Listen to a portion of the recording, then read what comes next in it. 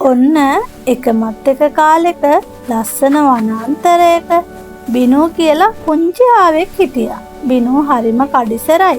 ඒ වගේම අලුත් යාළුවෝ හම්බෙන්නත් හරිම ආසයි. දවසක් බිනු වනාන්තරේ ඇවිදගෙන යද්දී පාරයිනේ අඬාලා හිටපු පුංචි ලේන පැටියෙක්ව දැක්කා. බිනු ලේන් පැටිය ළඟට ගිහින් ඇහුවා, "ඇයි ඔයා අඬන්නේ?"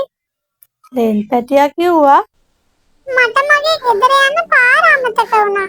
අනේ මං අතරමං වුණා." බිනු හරිම කරුණාවන්ත ආවෙක්. එයා කිව්වා, "බය වෙන්න එපා. මං ඔයාව ගෙදර එක්කගෙන යන්නම්." බිනුයි ලේන් පැටියයි වනාන්තරේ පුරාම ඇවිද්දා. අන්තිමේදී ලේන් පැටියට එයාගේ ගෙදර හොයාගන්න පුළුවන් වුණා. ඉතින් ලේන් පැටියට ගොඩාක් සතුටුයි. එදා ඉඳන් බිනුයි ලේන් පැටියයි හොඳම යාළුවෝ වුණා. අපිත් බිනු හාව වගේ හැමෝටම උදව් කරන හොඳ ළමයි වෙමු නේද? අලුත් කාටූන් ගොඩක් එක්ක පස්සේ හම්බෙමු. සබ්ස්ක්‍රයිබ් කරන් යමු නේද?